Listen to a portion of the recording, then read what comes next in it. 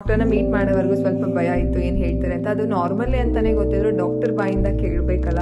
So ಅದಕ್ಕೋಸ್ಕರ ಯಾಕೆ ನಾನು ಭಯ ಪಟ್ಟಿದ್ದು ಅಂತಂದ್ರೆ, ಅದಿತಿಗೆ ಫಸ್ಟ್ ಎಸ್ ಸೊ ಖುಷಿ ವಿಚಾರ. ಅವ್ರ ಪ್ರಾಬ್ಲಮ್ ಅವ್ರಿಗೆ ಗೊತ್ತಿರುತ್ತೆ, ಅವ್ರು ಏನು ಫೇಸ್ ಮಾಡ್ತಿರ್ತಾರೆ ಅಂತ ಅವ್ರಿಗೆ ಗೊತ್ತಿರುತ್ತೆ, ಮಾತಾಡೋರ್ಗೆ ಮಾತಾಡ್ತಾರೆ ಅಂತ.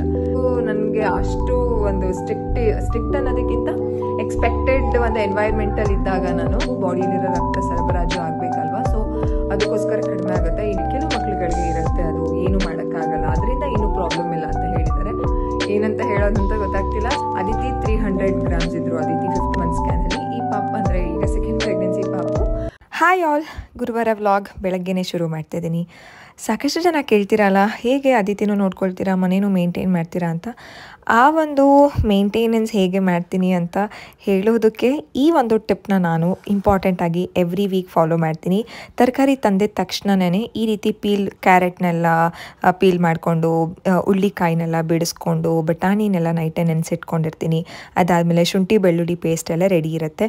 ಯಾವುದೇ ಅಡುಗೆ ಮಾಡಬೇಕು ಅಂತಂದರೆ 20 to 30 minutesಲ್ಲಿ ಅಡುಗೆನೇ ಮುಗ್ದೋಗ್ಬಿಡುತ್ತೆ. ಆವಾಗ ನನ್ನ ಟೈಮ್ನ ಅದಿತಿಗೆ ಬೆಸ್ಟ್ ಟೈಮ್, ಕ್ವಾಲಿಟಿ ಟೈಮ್ನ ಕೊಡೋದಕ್ಕೂ ಸುಲಭ ಆಗುತ್ತೆ. ಈ ಟಿಪ್ನ ನೀವು ಫಾಲೋ ಮಾಡ್ತಿದ್ದೀರಾ ಅಂತಂದರೆ ಕಾಮೆಂಟ್ ಸೆಕ್ಷನಲ್ಲಿ ತಿಳಿಸಿ. ಆ್ಯಂಡ್ ಇನ್ಯಾವ ಟಿಪ್ನ ನಾವು ಫಾಲೋ ಮಾಡಿದ್ರೆ ಮಕ್ಕಳ ಜೊತೆ ಇನ್ನೂ ಕ್ವಾಲಿಟಿ ಟೈಮ್ನ ಸ್ಪೆಂಡ್ ಮಾಡ್ಬೋದು ಅಂತ ನನಗೆ ಗೊತ್ತಾಗುತ್ತೆ, ನೀವು ಕಾಮೆಂಟ್ ಮಾಡಿದ್ರೆ.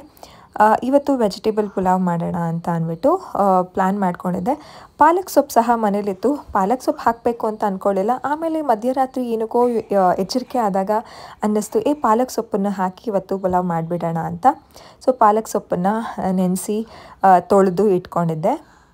ಪ್ರೆಗ್ನೆನ್ಸಿ ಟೈಮಲ್ಲಿ, ಬ್ರೆಸ್ಟ್ ಫೀಡಿಂಗ್ ಟೈಮಲ್ಲಿ ಮತ್ತು ಮಕ್ಕಳಿಗೆ ಯಾವ ಆಹಾರನ ಯಾವುದನ್ನು ನಾವು ಪ್ಲ್ಯಾನ್ ಮಾಡ್ತೀವಿ ಅನ್ನೋದು ತುಂಬ ಇಂಪಾರ್ಟೆಂಟ್. ಪುಲಾವ್ಗೆ ಕಂಪ್ಲೀಟಾಗಿ ರೆಡಿ ಮಾಡ್ಕೊಂಡ್ಬಿಟ್ಟೆ. ಈ ರೀತಿ ನಾನು ಎಲ್ಲನೂ ರೆಡಿ ಮಾಡ್ಕೊಂಡೇ ಸ್ಟವ್ನ ಆನ್ ಮಾಡೋದು. ಮಧ್ಯ ಅದು ಮಿಸ್ ಆಯಿತು, ಇದು ಮಿಸ್ ಆಯಿತು ಅಂತ ನನಗೆ ಗಡಿಬಿಡಿ ಮಾಡ್ಕೊಳ್ಳೋದಕ್ಕೂ ಇಷ್ಟ ಆಗೋದಿಲ್ಲ. ಆ್ಯಂಡ್ ಈ ರೀತಿ ನಾವು ಎಲ್ಲನೂ ರೆಡಿ ಮಾಡಿಕೊಂಡು ಸ್ಟವ್ನ ಆನ್ ಮಾಡಿದ್ರೆ ಬೇಗನೂ ನಾವು ಮಾಡುವಂತಹ ಅಡುಗೆ ಆಗೋಗೇ ಬಿಡತ್ತೆ. ಪ್ರೆಗ್ನೆನ್ಸಿ ಟೈಮಲ್ಲಂತೂ ನಾವು ಏನನ್ನು ಸೇವಿಸ್ತೀವಿ, ಆ ಒಂದು ಆಹಾರದ ಒಂದು ಸತ್ವ ನಮ್ಮ ಹೊಟ್ಟೆಯಲ್ಲಿರುವಂತಹ ಮಗುಗೂ ಸಹ ಹೋಗುತ್ತೆ. ತುಂಬ ಕೇರ್ಫುಲ್ಲಾಗಿ ನಾವು ಪ್ರೆಗ್ನೆನ್ಸಿ ಟೈಮಲ್ಲಿ ಆಹಾರನ ಸೇವಿಸಬೇಕಾಗತ್ತೆ. ಯಾಕಂತಂದರೆ ಹೊಟ್ಟೆ ಇನ್ಫೆಕ್ಷನ್ನು ಅಥವಾ ಲೂಸ್ ಮೋಷನ್ ಎಲ್ಲ ಆದರೆ ಮಗುಗೂ ಸಹ ನ್ಯೂಟ್ರಿಷನ್ ಕಡಿಮೆ ಆಗೋಗ್ಬಿಡುತ್ತೆ. ತರಕಾರಿನ ಎಲ್ಲರೂ ಸೇವಿಸೋದು ತುಂಬ ಒಳ್ಳೆಯದು. ಆ್ಯಂಡ್ ಪ್ರೆಗ್ನೆನ್ಸಿ ಟೈಮಲ್ಲಿ ತರಕಾರಿನ ಹೆಚ್ಚಿಗೆ ಸೇವಿಸಬೇಕು. ಸೊಪ್ಪು ತರಕಾರಿಗಳನ್ನ ಜಾಸ್ತಿ ನಾವು ಯೂಸ್ ಮಾಡಬೇಕು. ಇವತ್ತು ನಾನು ಪುಲಾವ್ಗೆ ಯೂಸ್ ಮಾಡ್ತಿರೋದು ಕ್ಯಾರೆಟ್, ಹುರುಳಿಕಾಯಿ, ಅದಾದಮೇಲೆ ಬಟಾಣಿನ ಸ್ವಲ್ಪ ಯೂಸ್ ಮಾಡ್ತಿದ್ದೀನಿ. ಆ್ಯಂಡ್ ಪಾಲಕ್ ಸೊಪ್ಪು. ಮಸಾಲೆಗೆ ನಾನು ಕೊತ್ತಂಬರಿ ಸೊಪ್ಪು, ಪುದೀನ ಆ್ಯಂಡ್ ಶುಂಠಿ ಬೆಳ್ಳುಳ್ಳಿ ಪೇಸ್ಟು, ಸ್ವಲ್ಪ ಕಾಯಿ ಆ್ಯಂಡ್ ಪಲಾವ್ ಸಾಮಾನುಗಳನ್ನು ಸಹ ಸ್ವಲ್ಪ ಹಾಕ್ಕೊಂಡಿದ್ದೀನಿ. ಆ್ಯಸ್ ಯೂಶ್ವಲ್ ಹೇಗೆ ಪಲಾವ್ ಮಾಡ್ತೀವಿ ಅದೇ ರೀತಿಯೇ ನಾನು ಮಾಡ್ತಿದ್ದೀನಿ. ಏನು ಡಿಫ್ರೆಂಟಾಗಿ ಏನು ಎಕ್ಸ್ಟ್ರಾ ಏನು ವರ್ಷನಲ್ಲಿ ಏನು ಮಾಡ್ತಿಲ್ಲ. ನಾನೇನು ಅಷ್ಟೊಂದು ಏನು ಗ್ರೇಟ್ ಏನಲ್ಲ ಅಡುಗೆ ಮಾಡೋದ್ರಲ್ಲಿ. ಈಗ ಕಲಿತಾ ಇರೋದು, ಮದುವೆ ಆದಮೇಲೆ ನಾನೆಲ್ಲ ಕಲ್ತಿರೋದು. ಕ್ರುವಿ ಹೇಳ್ತಾರೆ ಆ್ಯಂಡ್ ಎಲ್ಲರೂ ಹೇಳ್ತಾರೆ ದಟ್ ಅಡುಗೆ ಚೆನ್ನಾಗಿ ಮಾಡ್ತೀನಿ, ಟೇಸ್ಟಾಗಿರುತ್ತೆ ಅಂತ. ಸೊ ಪಾಲಕ್ನೂ ಸಹ ತೊಳೆದು ಎಲ್ಲ ರೆಡಿ ಮಾಡ್ಕೊಂಡಿದ್ನಲ್ಲ, ಅದನ್ನು ರುಬ್ಕೊಂಡು ಚೆನ್ನಾಗಿ ಕುದಿಸ್ಕೊಳ್ಬೇಕಾಗತ್ತೆ. ಯಾಕಂತಂದರೆ ಹಸಿ ವಾಸನೆ ಅಂತಂದರೆ ಇದನ್ನು ನಾವು ಬೇಯಿಸ್ಕೊಂಡು ರುಬ್ಕೊಂಡಿರೋದಲ್ಲ, ಜಸ್ಟು ಹಾಗೇ ನೆನೆಸಿ ತೊಳೆದ್ಕೊಂಡು ಹಾಗೆ ಮಿಕ್ಸರ್ ಜಾರ್ಗೆ ಹಾಕ್ಕೊಂಡು ರುಬ್ಕೊಂಡಿರೋದು. ಸೊ ಈ ರೀತಿ ಗ್ರೀನ್ ಕಲರ್ ಆಗಿ ಬಂದಿರುತ್ತೆ. ಪಾಲಕ್ ಸೊಪ್ಪನ್ನ ಪ್ರೆಗ್ನೆನ್ಸಿಲಿ ಸೇವಿಸಬಾರ್ದಾ ಅಂತಂದರೆ ಖಂಡಿತವಾಗ್ಲೂ ಪಾಲಕ್ ಸೊಪ್ಪನ್ನ ಪ್ರೆಗ್ನೆನ್ಸಿ ಟೈಮಲ್ಲಿ ಸೇವಿಸಬೇಕು. ಫಸ್ಟ್ ಟ್ರೈಮಿಸ್ಟರಿಂದನೇ ಪಾಲಕ್ ಸೊಪ್ಪು ತಿನ್ನೋದ್ರಿಂದ ತುಂಬ ಒಳ್ಳೆಯದು. ಮಗುಗೆ ತುಂಬ ಚೆನ್ನಾಗಿ ಕೂದಲು ಬರುತ್ತೆ ಅಂತ ಹೇಳ್ತಾರೆ. ಆ ಒಂದು ಮಿತ್ತೋ ಅಥವಾ ಅದು ನಿಜಾನ ನನಗಂತೂ ಗೊತ್ತಿಲ್ಲ. ತುಂಬ ಒಳ್ಳೆಯದು. ಆದರೆ ಪಾಲಕ್ ಸೊಪ್ಪು ಮಗುಗೂ ಸಹ ವಿಟಮಿನ್ ಸಿ ಸಿಗುತ್ತೆ, ವಿಟಮಿನ್ ಎ ಸಿಗುತ್ತೆ ಮತ್ತು ರಕ್ತ ಸಹ ಚೆನ್ನಾಗಿ ಸೇರುತ್ತೆ. ನನಗೆ ರಕ್ತ ಕಡಿಮೆ ಆಗಿಬಿಟ್ಟಿದೆ. ಇವತ್ತು ಡಾಕ್ಟರ್ನ ಮೀಟ್ ಮಾಡಿಕೊಂಡು ಬಂದಮೇಲೆ ನಂಗೆ ಗೊತ್ತಾಯಿತು ದಟ್ HB ಕೌಂಟ್ ತುಂಬ ಕಡಿಮೆ ಆಗಿದೆ ಅಂತ. ಎಷ್ಟಾಗಿದೆ ಡಾಕ್ಟರ್ ಏನಂದರು, ಇವತ್ತು ಸ್ಕ್ಯಾನಿಂಗಿಗೆ ಸಹ ಹೋಗಿದ್ವಿ. ಅದಕ್ಕೋಸ್ಕರನೇ ಇವತ್ತಿನ ದಿನವೂ ಸಹ ನಂದು 6 ಗಂಟೆಗೆ ಶುರು ಆಯಿತು. ಈ ರೀತಿ ಪುಲಾವೆಲ್ಲ ಮಾಡಬೇಕು ಅಂತಂದರೆ ಸ್ವಲ್ಪ ಬೇಗನೆ ಎದ್ದೊಳ್ಬೇಕು, ತರಕಾರಿ ಎಲ್ಲ ಕಟ್ ಮಾಡ್ಕೊಳ್ಬೇಕಲ್ಲ. ನಾನು ತರಕಾರಿನೆಲ್ಲ ಮುಂಚೆನೇ ಪೀಲೆಲ್ಲ ಮಾಡ್ಕೊಂಡಿರೋದ್ರಿಂದ ಸ್ವಲ್ಪ ಒಂದು 15 ನಿಮಿಷ ಉಳಿಬೋದು ಅಷ್ಟೇನೆ. ಹಾಸ್ಪಿಟಲ್ಗೆ ಹೋಗಬೇಕಿತ್ತು. ಡಾಕ್ಟರ್ಗೆ 5th ಮಂತ್ ಸ್ಕ್ಯಾನಿಂಗ್ದು ರಿಪೋರ್ಟ್ ಸಹ ಬಂದಿತ್ತು, ಅದನ್ನು ತೋರಿಸ್ಬೇಕಿತ್ತು. ಸ್ವಲ್ಪ ಟೆನ್ಷನ್ ಮಾಡ್ಕೊಂಡೇ ಹೋಗಿದ್ದೆ. ಏನಕ್ಕೆ ಟೆನ್ಷನ್ ಮಾಡ್ಕೊಂಡಿದ್ದೆ ಆ್ಯಂಡ್ ಏನಂದರು ಡಾಕ್ಟರು, HB ಎಷ್ಟಿದೆ ಏನಂತ ಹೇಳಿದ್ರು ಎಲ್ಲನೂ ನಾನು ಇವತ್ತಿನ ವ್ಲಾಗಲ್ಲಿ ನಿಮ್ಮ ಜೊತೆ ಶೇರ್ ಮಾಡ್ಕೊಳ್ತೀನಿ. ಸಖತ್ತು ಭಯ ಆಗಿದ್ದಂತೂ 2 ದಿನದಿಂದ ತುಂಬ ನಿಜ. ಯಾಕಂತಂದರೆ ಮೊನ್ನೆ ಸ್ಕ್ಯಾನಿಂಗ್ ಮಾಡಿಸಿದೆ ಅಲ್ಲ, ಮಂಡೇ ನಾನು ಸ್ಕ್ಯಾನಿಂಗ್ ಮಾಡಿಸಿದ್ದು. ಸೊ ರಿಪೋರ್ಟ್ ಬಂದಾಗಿಂದ ಸ್ವಲ್ಪ ಅನ್ನೋದಕ್ಕಿಂತ ತುಂಬಾ ಭಯ ಆಯಿತು. ಸ್ಕ್ಯಾನಿಂಗ್ ರಿಪೋರ್ಟ್ ನೋಡಿ ಏನೋ ಪ್ರಾಬ್ಲಮ್ ಆಗಿರುತ್ತಾ ಮಗುಗೆ ಅಂತ. ಇವತ್ತು ಡಾಕ್ಟರ್ನ ಮೀಟ್ ಮಾಡಿದ್ಮೇಲೆ ತುಂಬ ಧೈರ್ಯ ಬಂತು. ಕೃವಿನೂ ಅವತ್ತಿಂದ ಅದೇ ಹೇಳ್ತಿದ್ರು, ಪಾಪು ಆರೋಗ್ಯವಾಗಿದೆ, ಯಾಕೆ ಯೋಚನೆ ಮಾಡ್ತೀಯ ಅಂತ. ಆದರೆ ಯಾಕೆ ಆ ರೀತಿ ಬಂದಿದೆ ಸ್ಕ್ಯಾನಿಂಗಲ್ಲಿ ಅಂತ ತುಂಬ ಭಯ ಆಗಿತ್ತು. 5ನೇ ತಿಂಗಳ ಸ್ಕ್ಯಾನಿಂಗಲ್ಲ, ಅನಾಮಲಿ ಸ್ಕ್ಯಾನಿಂಗು. ಸೊ ಏನು ಪ್ರಾಬ್ಲಮ್ ಅಂತ ನಾನು ಶೇರ್ ಮಾಡ್ತೀನಿ. ಎಲ್ಲ ರೆಡಿ ಆದ್ವಿ. ಈ ರೀತಿ ನಾನು ಬಟ್ಟೆನ ಆಚೆನೇ ಒಣಗಾಕ್ಬಿಡ್ತೀನಿ. ವಾಷಿಂಗ್ ಮಿಷಿನ್ಗಂತೂ ಅದಿತಿ ಬಟ್ಟೆ ಹಾಕಲ್ಲ, ನಮ್ಮ ಬಟ್ಟೆ ಮಾತ್ರ ನಾವು ವಾಷಿಂಗ್ ಮಿಷಿನ್ಗೆ ಹಾಕೋದು. ಇದುವರೆಗೂ ನಾನು ಪ್ರೌಡಾಗಿ ಹೇಳ್ಕೊಳ್ತೀನಿ ದಟ್ ನಾನು ವಾಷಿಂಗ್ ಮಿಷಿನಿಗೆ ಬಟ್ಟೆನೇ ಹಾಕಿಲ್ಲ ಅದಿತಿದು. ನನ್ನ ಕೈಯಲ್ಲೇ ಒಗೆಯೋದು. 2 days once ಅಥವಾ 3 days once ಒಗಿತೀನಿ. ಜಾಸ್ತಿ ಏನು ಅದಿತಿದು ಕೊಳೆನೂ ಸಹ ಜಾಸ್ತಿ ಇರೋದಿಲ್ಲ ಆ್ಯಂಡ್ ಜಾಸ್ತಿನೂ ಕಲೆಕ್ಷನ್ ಆಗೋದಿಲ್ಲ. ಅದಿತಿನೂ ಹೆಲ್ಪ್ ಮಾಡಿದ್ರು ಬಟ್ಟೆ ಎಲ್ಲ ಒಣಗಾಕೋದಕ್ಕೆ. ಸೊ ಎಲ್ಲ ಆಯಿತು, ಹೊರಟ್ವಿ ಹಾಸ್ಪಿಟಲ್ಗೆ. ಆ್ಯಂಡ್ ಬರುವಾಗ ಸ್ವಲ್ಪ ಹಣ್ಣುಗಳು ಸಹ ಖಾಲಿಯಾಗಿತ್ತು, ಅದನ್ನು ಸಹ ತೊಗೊಂಡು ಬರಬೇಕು ಅಂತ ಪ್ಲ್ಯಾನ್ ಮಾಡ್ಕೊಂಡಿದ್ವಿ. ಹೋಗಿ ಬೇಗ ಬಂದು ಮಧ್ಯಾಹ್ನ ಬಂದಮೇಲೆ ತುಂಬ ರೆಸ್ಟ್ ಮಾಡಬೇಕು ಅಂತ ಅನ್ನಿಸ್ತು. ಬಾಡಿಗೆ ಈಗ ತುಂಬ ರೆಸ್ಟ್ ಕೇಳುತ್ತೆ, ತುಂಬ ರೆಸ್ಟ್ ಬೇಕು ಅಂತಲೂ ಅನಿಸುತ್ತೆ. ಆ ರೆಸ್ಟನ್ನು ಸಹ ಸ್ವಲ್ಪ ಹೊತ್ತು ಮಾಡಿದೆ. ಇದು ಬ್ಯಾಂಗ್ಳೂರು ಯೂನಿವರ್ಸಿಟಿ ಹತ್ರ. ಇಲ್ಲಿ ನಾವು ಹಣ್ಣುಗಳನ್ನ ಪರ್ಚೇಸ್ ಮಾಡೋದು. ಇಲ್ಲಿ ಎಲ್ಲ ರೀತಿಯಾದ ವಿಧ ಹಣ್ಣುಗಳು ಸಿಗುತ್ತೆ. ಈ ಸಲ ಗೋಲ್ಡನ್ ಕಲರ್ ಕಿವಿ ಫ್ರೂಟ್ನ ಟ್ರೈ ಮಾಡೋಣ ಅಂತ ಅಂದ್ಬಿಟ್ಟು, ಸೊ ಗೋಲ್ಡನ್ ಕಲರ್ ಕಿವಿ ಫ್ರೂಟು ಮತ್ತು ಆಸ್ಟ್ರೇಲಿಯನ್ದು ಬಟರ್ ಫ್ರೂಟ್ ಅಂತ ಹೇಳಿದ್ರು. ಸೊ ಬಟರ್ ಫ್ರೂಟ್ ನಾರ್ಮಲ್ ಇಲ್ಲಿ ಯಾವ್ದು ಸಿಗುತ್ತೋ ಅದನ್ನೇ ನಾವು ಯೂಸ್ ಮಾಡ್ತಿದ್ದಿದ್ದು. ಇವತ್ತೇನೋ ಆಸ್ಟ್ರೇಲಿಯನ್ದು ಬಟರ್ ಫ್ರೂಟ್ ಟ್ರೈ ಮಾಡ್ತೀರಾ, ಒಂದು 80 ರೂಪಾಯಿ ಅಂತ ಹೇಳಿದ್ರು. ಸೊ ಎರಡನ್ನ ತೊಗೊಂಡು ಬಂದ್ವಿ, ಹೇಗಿರುತ್ತೆ ಅಂತ ನೋಡೋಣ ಅಂತ. ಬೇರೆ ಹಣ್ಣುಗಳು ಅಂತಂದರೆ ಆ್ಯಪಲ್ ಇರ್ಬೋದು, ದಾಳಿಂಬೆ ಇರಬಹುದು, ಬಾಳೆಹಣ್ಣು ಇರ್ಬೋದು, ಇದನ್ನೆಲ್ಲ ಇಲ್ಲೇ ತೊಗೊಳ್ತೀವಿ. ಆದರೆ ಈ ಹಣ್ಣುಗಳು ಇಲ್ಲಿ ಮಾತ್ರ ಡಿಫ್ರೆಂಟ್ ಆಗಿರುವಂತಹ ಬೇರೆ ಔಟ್ ಆಫ್ ಕಂಟ್ರೀಸ್ ಫ್ರೂಟ್ಸ್ ಎಲ್ಲ ಸಿಗುತ್ತೆ. ಬೆರೀಸ್ ಸಹ ಇತ್ತು. ಬೆರೀಸ್ನ ತೊಗೊಳ್ತೀಯ ಅಂತ ಕೃವಿ ಕೇಳಿದ್ರು. ಮೊನ್ನೆ ಎಲ್ಲ ದ್ರಾಕ್ಷಿ ತಿಂದಿದ್ದೀನಿ, ನಂಗೆ ತಿರ್ಗಾ ಬೋರ್ ಆಗುತ್ತೆ. ಇದೇ ಆಸ್ಟ್ರೇಲಿಯನ್ ಅವಕ್ಯಾಡೋ ಅಂತಂದರೆ ಬಟರ್ ಫ್ರೂಟ್ ಏನೋ ಒಂಥರ ಡಿಫ್ರೆಂಟ್ ಆಗಿತ್ತು. ಸೊ ತೊಗೊಂಡು ಬಂದಿದ್ದೀನಿ 2. ನೋಡೋಣ ಹೇಗಿರುತ್ತೆ ಟೇಸ್ಟ್, ಅದೇ ರೀತಿ ಇರುತ್ತಾ ಅಥವಾ ಡಿಫ್ರೆಂಟ್ ಆಗಿರುತ್ತಾ ಅಂತ ನೋಡೋಣ. ಆ್ಯಂಡ್ ಅತಿಥಿಗೆ ಅವರು 2 ದ್ರಾಕ್ಷಿ ಸಹ ಕೊಟ್ಟರು. ದ್ರಾಕ್ಷಿ ಏನೋ ಡಿಫ್ರೆಂಟ್ ಕಲರ್ ಇತ್ತು. ಎಷ್ಟು ದ್ರಾಕ್ಷಿ ಅಂತ ಕೇಳಿದ್ಕೆ 500 rupees ಅಂತ ಹೇಳಿದ್ರು.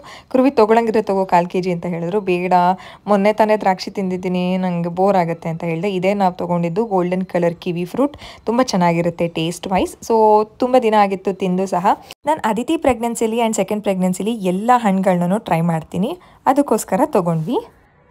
ಎಸ್, ನಾವು ಡಾಕ್ಟರ್ನ ಹೋಗಿ ಮೀಟ್ ಮಾಡ್ಕೊಂಡು ಬಂದ್ವಿ. 5ನೇ ತಿಂಗಳದು ಅಂತಂದರೆ ಅನಾಮಲಿ ಸ್ಕ್ಯಾನನ್ನು ನನಗೆ ಕೊಟ್ಟಿದ್ರು. ಸೊ ಅದನ್ನು ಮುಗಿಸ್ಕೊಂಡು ಆ್ಯಂಡ್ ಅದ್ರ ಜೊತೆಗೆ ನಂದು HB ಕೌಂಟ್ ಅಂತ ಕಂಪ್ಲೀಟ್ ANC ಪ್ರೊಫೈಲ್ನ ಕೊಟ್ಟಿದ್ರು. ಬ್ಲಡ್ ಎಷ್ಟಿದೆ, HIV, ಅದಾದಮೇಲೆ ಕೆಲವು ಯೂರಿನ್ ಟೆಸ್ಟ್, ಅದನ್ನೆಲ್ಲನೂ ನಾನು ಅವತ್ತೇ ಮಾಡಿಸಿದೆ. ಆ್ಯಂಡ್ ಟ್ರಿಪಲ್ ಮಾರ್ಕರ್ ಟೆಸ್ಟ್ ಸಹ ಕೊಟ್ಟಿದ್ರು, ಅದನ್ನು ಸಹ ಕಂಪ್ಲೀಟ್ ಮಾಡಿಸ್ಕೊಂಡು ಕಂಪ್ಲೀಟ್ ಎಲ್ಲ report. Triple marker test report ಮಾತ್ರ ನಮ್ಮ ಹತ್ರ ಇಲ್ಲ, ಯಾಕಂತಂದರೆ ಅದಿನ್ನೂ 1 day ಆಗುತ್ತೆ ಅಂತ ಹೇಳಿದ್ದಾರೆ. ಸೊ ನಾಳೆ ಬಂದಾಗ ಅದನ್ನು ನಾನು ರಿಪೋರ್ಟನ್ನು ಡಾಕ್ಟರಿಗೆ ಸೆಂಡ್ ಮಾಡ್ತೀನಿ. So 5th month anomaly scan and ಇನ್ನೊಂದು ಯಾವುದು ANC ಪ್ರೊಫೈಲ್ ಅಂತಂದರೆ ಬ್ಲಡ್ ಟೆಸ್ಟ್, ಇದೆಲ್ಲನೂ ಡಾಕ್ಟರ್ನ ಮೀಟ್ ಮಾಡ್ಕೊಂಡು ಬಂದ್ವಿ. ಏನಂತ ಹೇಳೋದಂತ ಗೊತ್ತಾಗ್ತಿಲ್ಲ. ಸೊ ಅನಾಮಲಿ ಸ್ಕ್ಯಾನ್ ಎಲ್ಲ ನಾರ್ಮಲ್ ಆಗಿ ಬಂದಿದೆ. ಸ್ವಲ್ಪ ಭಯ ಆಯಿತು. ಮಗುಗೆ ಸಿಂಗಲ್ ಆರ್ಟರಿ ಇದೆ, ಅಂಬಿಲಿಕಲ್ ಆರ್ಟರಿ ಇದೆ ಅಂತಂದರೆ 2 ವೇನ್ ಇರಬೇಕು.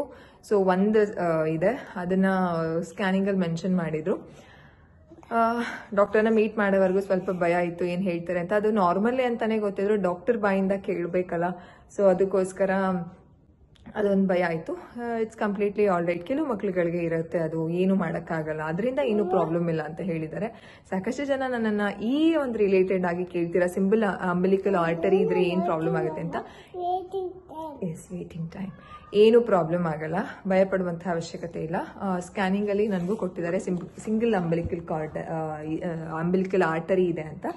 ಅದಾದಮೇಲೆ ಮಗು ವೆಯ್ಟ್ 330 grams ಇದೆ. ಮಗು ವೆಯ್ಟ್ 330 grams ಇದೆ. ಅದಿತಿ 300 grams ಇದ್ರು, ಅದಿತಿ 5th ಮಂತ್ ಸ್ಕ್ಯಾನಲ್ಲಿ. ಈ ಪಾಪ ಅಂದರೆ ಈಗ ಸೆಕೆಂಡ್ ಪ್ರೆಗ್ನೆನ್ಸಿ ಪಾಪು 330 grams ಇದೆ. ಅದಾದಮೇಲೆ ಹಾರ್ಟ್ ರೇಟ್ 139 ಇದೆ. ನಿಮಿಷ, 139 ಇದೆ. ಎವ್ರಿಥಿಂಗ್ ಇಸ್ ನಾರ್ಮಲ್ ಅಂತ ಸ್ಕ್ಯಾನಿಂಗಲ್ಲೂ ಹೇಳಿದ್ರು. ಈ ಸಿಂಗಲ್ ಈ ಸಿಂಗಲ್ ಅಂಬಲಿಕಲ್ ಆರ್ಟರಿ ಇರೋದ್ರಿಂದ ಸ್ವಲ್ಪ ಭಯ ಇತ್ತು, ಡಾಕ್ಟರ್ ಏನು ಹೇಳ್ತಾರೆ ಅಂತ. ಯಾಕೆ ನಾನು ಭಯ ಪಟ್ಟಿದ್ದು ಅಂತಂದ್ರೆ ಅದಿತಿಗೆ ಫಿಫ್ತ್ ಮಂತ್ ಸ್ಕ್ಯಾನಿಂಗ್ ಅಲ್ಲೆಲ್ಲ ಏನೂ ಗೊತ್ತಿರಲಿಲ್ಲ. 7 ಮಂತಲ್ಲೂ ಸ್ಕ್ಯಾನಿಂಗ್ ಮಾಡಿಸಿದ್ವಿ, 9 ಮಂತಲ್ಲೂ ಸ್ಕ್ಯಾನಿಂಗ್ ಮಾಡಿಸಿದ್ವಿ. ಅದಿತಿ 2380 ವೆಯ್ಟ್ ಇದ್ರು, ಅದಾದ್ಮೇಲೆ ಹುಟ್ಟಿದಾಗ 1800 ಆಗ್ಬಿಟ್ರು. ಈಗ ಸಿಂಗಲ್ ಅಂಬಲಿಕಲ್ ಕಾರ್ಡ್ ಇದೆ. ಸಿಂಗಲ್ ಅಂಬಲಿಕಲ್ ಆರ್ಟರಿ ಇದ್ದಾಗ ಮಗು ಸ್ವಲ್ಪ ಲೋ ಬರ್ತ್ ವೇಟ್ ಆಗೋ ಮಗು ಚಾನ್ಸಸ್ ಇರುತ್ತೆ ಅಂತ ಸ್ಕ್ಯಾನಿಂಗ್ ಅಲ್ಲೂ ಕೊಟ್ಟಿದ್ರು. ಸೊ ಈಗ ಗೊತ್ತಿಲ್ಲದೇನೆ ಅದಿತಿ 1800, ಈಗ ಗೊತ್ತಿದ್ದೂ ಮಗು ಇನ್ನೆಷ್ಟು ವೆಯ್ಟ್ ಆಗುತ್ತೋ ಅಂತ ನಂಗೆ ಭಯ ಆಗಿದ್ದು. ನಾನು ಡಾಕ್ಟರ್ ಹತ್ರ ಹೇಳಿದ್ಕೆ ಆ ರೀತಿ ಎಲ್ಲ ಏನೂ ಇಲ್ಲ. ಲಾಸ್ಟ್ ಟೈಮ್ ನಮಗೆ ಗೊತ್ತಿಲ್ಲದೇನೆ ಅದಿತಿ 1800, ಈ ಸಲ ಗೊತ್ತಿದೆ. ಆಲ್ರೆಡಿ ನಾನು ಲಾಸ್ಟ್ ವಿಡಿಯೋದಲ್ಲೇ ಹೇಳಿದ್ದೀನಿ, ತುಪ್ಪ ಎಲ್ಲ ಆಲ್ರೆಡಿ ಕೊಟ್ಟಿದ್ದಾರೆ ಅಂತ. ಸೊ ಅದರಿಂದ ಮಗು ವೆಯ್ಟ್ ಮಿನಿಮಮ್ 2.5 kg ಬರ್ಸೋದಕ್ಕೆ ನಾನು ಟ್ರೈ ಮಾಡ್ತೀನಿ. ಡೋಂಟ್ ವರಿ ಅಂತ ಹೇಳಿದ್ರು, ಜಾಸ್ತಿ ಸ್ಟ್ರೆಸ್ ತಗೋಬೇಡಿ ಅಂತ ಹೇಳಿದ್ರು. ಆ್ಯಂಡ್ ಇನ್ನೊಂದೇನು ಅಂತಂದರೆ ನನ್ನ ರಕ್ತದ ಕೌಂಟ್ ತುಂಬ ಕಡಿಮೆ ಆಗಿಬಿಟ್ಟಿದೆ. ಯೂಶಲಿ ನನಗೆ ಇದೇ ಲೆವೆಲಲ್ಲಿ ಇರ್ತಿತ್ತು, 7-8 ಥರನೇ ಇರ್ತಿತ್ತು. ಆಮೇಲೆ ನನಗೆ ಸೆಕೆಂಡ್ ಪ್ರೆಗ್ನೆನ್ಸಿ ಅಂದರೆ ಫಸ್ಟ್ ಪ್ರೆಗ್ನೆನ್ಸಿ ಆದಮೇಲೆ ನನಗೆ 11 ರೇಂಜಲ್ಲೇ ಹೋಗ್ತಾಯಿತ್ತು. ತುಂಬ ದಿನ ಆಗಿತ್ತು ಚೆಕ್ಕೆ ಮಾಡಿಸಿರಲಿಲ್ಲ. ಸೊ ಇವಾಗ ಚೆಕ್ ಮಾಡಿಸಿದಾಗ 8 ಇದೆ. ಡಾಕ್ಟರ್ ಹೇಳ್ತಾ ಇದ್ರು, ಏನು ಮಾಡ್ತಿದ್ದೀರಾ, ಏನಾಗ್ತಿದೆ ಅಂತಲೇ ನನಗೆ ಗೊತ್ತಾಗ್ತಿಲ್ಲ, ಊಟ ಮಾಡ್ತಿದ್ದೀರಾ ಕರೆಕ್ಟಾಗಿ ಮಾಡ್ತೀವಿ, ಎಲ್ಲ ತಗೊಳ್ತಾ ಇದ್ದೀನಿ. ನನಗೆ ಅದು ಮುಂಚೆಯಿಂದನೂ ಹೆರಿಡೇಟ್ರಿ ಆ್ಯಂಡ್ ನನಗೆ ಚಿಕ್ಕ ವಯಸ್ಸಿಂದನೂ ರಕ್ತದ HB ಲೆವೆಲ್ ಕೌಂಟ್ ಕಡಿಮೆನೇ, ಅದಕ್ಕೇನೆ ರೀಸನ್ ಇರ್ಬೋದು. ಆ್ಯಂಡ್ ಸೆಕೆಂಡ್ ಟ್ರೈಮಿಸ್ಟರಲ್ಲಿ ಎಲ್ಲರಿಗೂ ಕಡಿಮೆ ಆಗೇ ಆಗುತ್ತೆ. ಯಾಕಂತಂದರೆ ಮಗುಗೂ ಮತ್ತು ತಾಯಿಗೂ ಇಬ್ರಿಗೂ ಬಾಡಿಯಲ್ಲಿರೋ ರಕ್ತ ಸರಬರಾಜು ಆಗಬೇಕಲ್ವಾ. ಸೊ ಅದಕ್ಕೋಸ್ಕರ ಕಡಿಮೆ ಆಗುತ್ತೆ. ಇನ್ನು ಅದಕ್ಕೂ ಸಹ ಟ್ಯಾಬ್ಲೆಟ್ನ ಬರ್ಕೊಟ್ರು, ಅದನ್ನು ನೀವು ಇನ್ಮೇಲಿಂದ ಇದನ್ನು ಕಂಟಿನ್ಯೂ ಮಾಡಿ ಅಂತಂದರೆ ಇಷ್ಟು ದಿನ ತಗೊಳ್ತಿದ್ದ ಮಾತ್ರೆಗೆ ಹಿಮೋಗ್ಲೋಬಿನ್ ಹೆಚ್ಚಾಗುವಂತಹ ಒಂದು ಮಾತ್ರೆನೂ ಸಹ ತಗೊಳ್ಳಿ ಅಂತ ಕೊಟ್ಟಿದ್ದಾರೆ. ಹಾಸ್ಪಿಟಲ್ಗೆ ಹೋಗಿ ಮಧ್ಯಾಹ್ನ ಬಂದು ಮನೆಗೆ ಊಟ ಮಾಡಿ ರೆಸ್ಟ್ ಮಾಡಿಬಿಟ್ವಿ ಚೆನ್ನಾಗಿ. ಈಗ ಸ್ವಲ್ಪ ದೂರ ಹೋಗ್ಬಿಟ್ಟು ಬಂದರೆ ಏನೋ ಒಂಥರ ಬಾಡಿ ಎಲ್ಲ ಫುಲ್ಲು ಎಷ್ಟು ರೆಸ್ಟ್ ಕೇಳುತ್ತೆ, ಫುಲ್ಲು ಕಂಪ್ಲೀಟ್ ಬೇಕು ಅಂತ ಅನಿಸುತ್ತೆ. ಸೊ 5 ಗಂಟೆ ಆಗಿದೆ. ಸೊ ಎದ್ಬಿಟ್ಟು ವಿಡಿಯೋ ಕಂಪ್ಲೀಟ್ ಮಾಡ್ಕೊಂಡು ಬಿಡೋಣ, ಇವತ್ತಿನ ಬ್ಲಾಗ್ ಕಂಪ್ಲೀಟ್ ಆಗುತ್ತೆ ಅಂತ ಅಂದ್ಬಿಟ್ಟು ವಿಡಿಯೋ ಮಾಡ್ತಿದ್ದೀನಿ. ಆ್ಯಂಡ್ 5th ಮಂತ್ ಸ್ಕ್ಯಾನಿಂಗ್ ಕೆಲವು ಪಿಕ್ಚರ್ಸ್ನ ತೋರಿಸೋದಾದರೆ, ಹೋದ್ಸಲ ನನಗೆ ಬೇಜಾರೇನು, ಈ ಸಲ ಬೇಜಾರೇನು ಅಂತಂದರೆ ಈ ಸಲ ಪಾಪದ ಫೇಸೇ ಬಂದಿಲ್ಲ. 3 ಸಲ ಸ್ಕ್ಯಾನಿಂಗ್ ಸೆಂಟರಲ್ಲಿ ಒಳಗಡೆ ಹೋಗಿ ಅಂದರೆ 3 ಸಲ ನನಗೆ ಇದು ಮಾಡಿದ್ರು. ಯಾಕಂತಂದರೆ ಪಾಪು ದಬ್ಬಾಕೊಂಡು ಮಲ್ಕೊಂಡಿತ್ತಂತೆ, ಫೇಸ್ ಕಾಣಿಸ್ತಿಲ್ಲ, ಹೋಗಿ ನೀರು ಕುಡ್ಕೊಂಡು ವಾಕ್ ಮಾಡ್ಕೊಂಬನ್ನಿ ಅಂತ ಹೇಳ್ತಿದ್ರು. ಸೊ ಫೇಸ್ ಒಂದು ಅಷ್ಟು ಎವಿಡೆಂಟಾಗಿ ಕಾಣಿಸಿಲ್ಲ. ನೋಡೋಣ, 7 ಮಂತ್ ಸ್ಕ್ಯಾನಿಂಗ್ ಇದೆ ಅಲ್ವಾ. ಇನ್ನು ನೆಕ್ಸ್ಟ್ ನಂಗೆ ಸ್ಕ್ಯಾನಿಂಗ್ ಕೊಟ್ಟಿರೋದು 28 ವೀಕ್ಸಲ್ಲಿ. ಇವಾಗ 20 ವೀಕ್ಸ್ ನನಗೆ ಕರೆಕ್ಟಾಗಿ ಈಗ ನಡೀತಾ ಇರೋದು 20 ವೀಕ್ಸ್ 5 ಡೇಸ್ ನಡೀತಾ ಇದೆ. 28 ವೀಕ್ಸ್ಗೆ ಇನ್ನೊಂದು ಸ್ಕ್ಯಾನಿಂಗ್ ಹೇಳಿದ್ದಾರೆ. ಸೊ ಅವಾಗ ಕಾಣಿಸುತ್ತೆ ಅಂತ ಅಂದ್ಕೊಂಡಿದ್ದೀನಿ. ಚೆನ್ನಾಗಿ ವಾಕ್ ಮಾಡ್ಕೊಂಡು ಹೋಗೋಣ ಅವತ್ತು ಅಂತ ಅಂದ್ಕೊಂಡಿದ್ದೀನಿ. ಯು ಕಾಂಟ್ ಎಕ್ಸ್ಪೆಕ್ಟ್ ಅಲ್ಲ. ಸೊ ಆ ರೀತಿ. ಇನ್ನೊಂದು ಖುಷಿ ವಿಚಾರ ಏನು ಅಂತಂದರೆ, ನಾನು ವೆಯ್ಟ್ ಗೇನ್ ತುಂಬ ಚೆನ್ನಾಗಿದ್ದೀನಿ.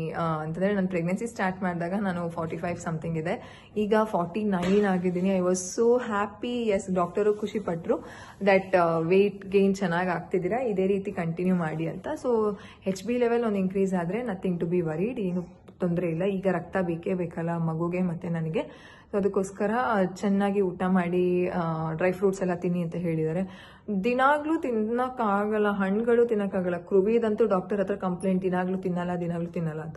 ನಂಗೆ ನಿಜವಾಗ್ಲೂ ಈಗ ದಾಳಿಂಬೆ ಹಣ್ಣನ್ನು ದಿನಾಗ್ಲೂ ತಿಂದರೆ ತಿರ್ಗಾ 3ನೇ ದಿನಕ್ಕೆ ತಿನ್ನೋಕ್ಕೆ ಆಗಲ್ಲ, ಮುಖಕ್ಕೆ ಹೊಡೆದಂಗೆ ಆಗುತ್ತೆ. ಈವನ್ ಡ್ರೈ ಫ್ರೂಟ್ಸ್ನೂ ಅಷ್ಟೇ, ದಿನಾಗ್ಲೂ ತಿನ್ನೋಕ್ಕಾಗಲ್ಲ. ಪಿಸ್ತಾ ಬಾದಾಮಿ ಅಂತೂ ದಿನಾಗ್ಲೂ ತಿಂತೀನಿ, ಬೇರೆ ಎಲ್ಲ ತಿನ್ನೋಕ್ಕಾಗ್ತಿಲ್ಲ. ಅದೇ ಹೇಳ್ತಿದ್ದೆ, ಅವ್ರ ಪ್ರಾಬ್ಲಮ್ ಅವ್ರಿಗೆ ಗೊತ್ತಿದೆ. ಕೃವಿ ಹತ್ರ ಹೇಳ್ತಿದ್ದೆ, when he was complaining inside, ಆಚೆ ಬಂದಮೇಲೆ ಅವ್ರ ಪ್ರಾಬ್ಲಮ್ ಅವ್ರಿಗೆ ಗೊತ್ತಿರುತ್ತೆ, ಅವ್ರು ಏನು ಫೇಸ್ ಮಾಡ್ತಿರ್ತಾರೆ ಅಂತ ಅವ್ರಿಗೆ ಗೊತ್ತಿರುತ್ತೆ, ಮಾತಾಡೋರ್ಗೆ ಮಾತಾಡ್ತಾರೆ ಅಂತ. ಹಿ ವಾಸ್ ಲೈಕ್ ಚೆನ್ನಾಗಿ ಟಾಂಟ್ ಮಾಡ್ತೀವಿ ಬಿಡು ನೀನು.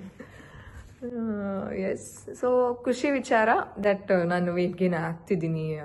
ಅದಿತಿ ಪ್ರೆಗ್ನೆನ್ಸಿಲಿ ನಾನು 20 kgs ಇನ್ಕ್ರೀಸ್ ಆಗಿದೆ. ನಾನು ಪ್ರೆಗ್ನೆನ್ಸಿ ಸ್ಟಾರ್ಟ್ ಮಾಡಿದಾಗ ಸೇಮ್ 45 ಇದ್ದೆ.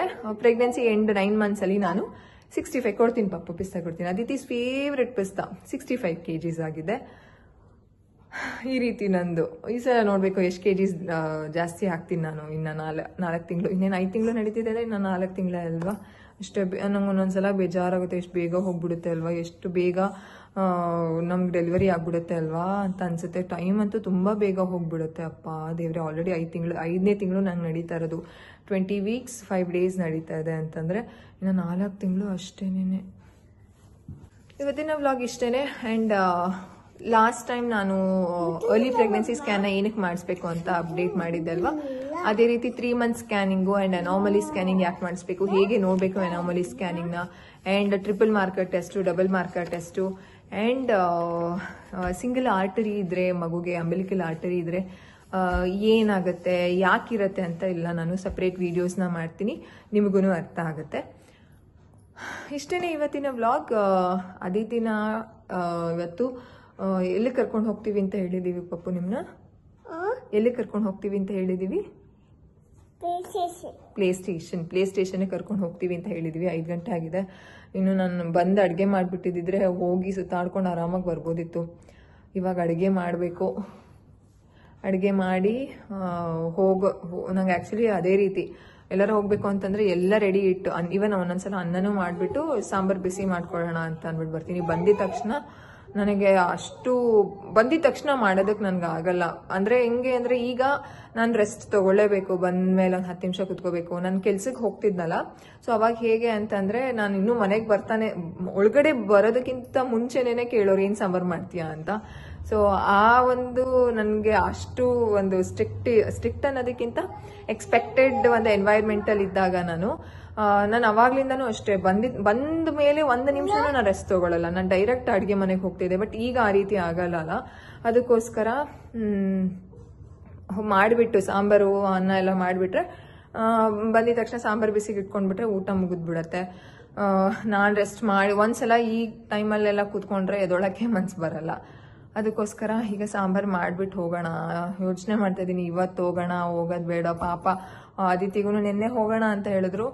ನಿನ್ನೆ ನಂಗೆ ಯಾಕೋ ತುಂಬ ಹಿಂಸೆ ಆಗ್ತಿದೆ, ನಾಳೆ ಹೋಗೋಣ ಅಂತ ನಾನೇ ಪೋಸ್ಟ್ಪೋನ್ ಮಾಡಿದ್ದೀನಿ. ಇನ್ನು ನಾಳೆ ಪೋಸ್ಟ್ಪೋನ್ ಮಾಡಿದ್ರೆ ಅವ್ರು ಬ್ಯುಸಿ ಆದರೆ ಆಮೇಲೆ ಈ ವಾರ ಹೋದಂಗೆ ಸ್ಯಾಟರ್ಡೆ ಸಂಡೇ ಅವ್ರು ಫುಲ್ಲು ಬ್ಯುಸಿ ಇರ್ತಾರೆ. ಅದಕ್ಕೋಸ್ಕರ ನೋಡೋಣ.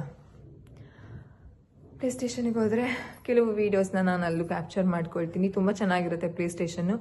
ಅಲ್ಲಿ 200 ಅನ್ಸುತ್ತೆ 1 hourಗೆ ಮಕ್ಕಳಿಗೆ ಆಟ ಆಡೋದಕ್ಕೆ. ಫುಲ್ಲು ಬಾಲ್ ಪೂಲು, ಜಾರಬಂಡೆ ಎಲ್ಲ ಇರುತ್ತೆ. ನನ್ನ ವಿಡಿಯೋ ನಿಮಗೆ ಶೇರ್ ಮಾಡ್ತೀನಿ ಹೇಗಿರುತ್ತೆ ಅಂತ. ಅಂದ್ರಳ್ಳಿಲಿರೋದು.